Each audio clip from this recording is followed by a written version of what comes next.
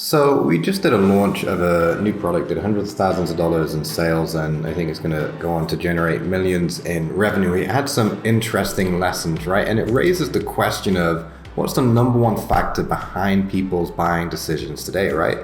Really, like at the moment, like trust is such a huge issue. Okay, people are a lot more skeptical of whether something is really going to deliver. Trust is more critical than ever.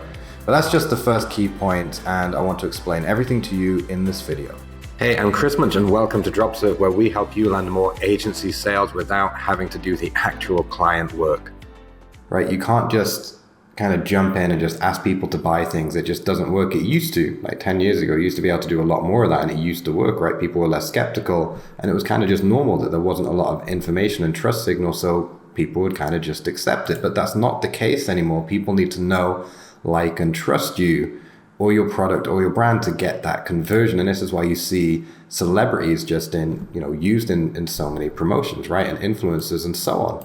And so what's the best way to get trust without actually already being famous? Okay. And so one thing that we did in our launch is we ran a free event. We did this over 3 days. And then we invited people to the actual presentation of what the product is. And by that point, they were super curious about it, and they'd already got some results. And so then many of them went ahead and made the paid investment. And we got the biggest and best conversions that we ever had by doing it this way. Okay. Previously, we didn't have to do it this way. But actually adding this in has really helped a lot.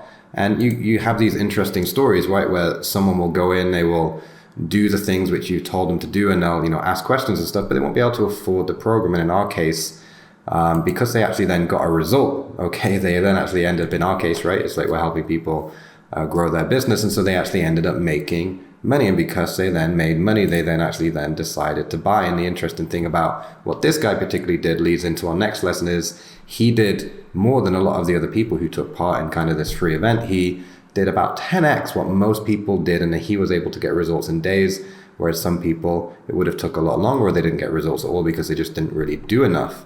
Okay, and so you don't have to organize some big 3-day event or be able to pull that sort of thing off, right? And invite thousands of people to it. There's other ways that you can do this, right?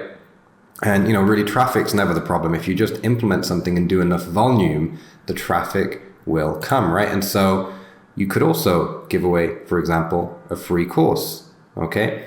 And that's one way that you can build trust. And within that course, you're highlighting a problem, and then you present a solution. That's one way to essentially build trust. Okay, you could also be putting out videos like this one, right? Or articles, right? And again, highlighting a problem and then presenting a solution, okay? Or simply just, providing great value, right? So you could put out a lot of blog content, you could put out videos, it could be social media stuff. And so you see people do this all the time, but it's really a numbers game. Like, so some people, they'll do it once a month, they'll do it for say 6 months, and then they'll give up. They just never really have the consistency and the volume, right? And so this whole process can be made very simple. No matter what it is that you choose, you're just really sitting down and doing the activity every single day. And most of the activities which drive traffic could be things like sending out outreach emails. It could be things like writing content. It could be things like producing videos. Most people, right, they just think too small and just don't do enough. And then therefore, because they don't do enough, they don't do the volume, right? Often they need to do 10, 100 times more than they're actually doing. And that's why they're not getting results, right?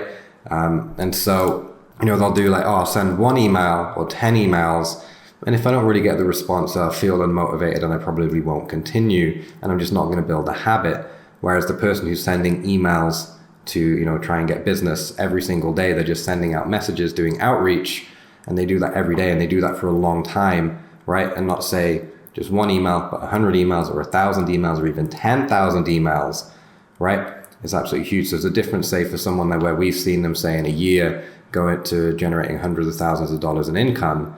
Their volume is usually 10x, 100x what other people are doing who just aren't getting those results, right? It's just simple math. It's a numbers game, right?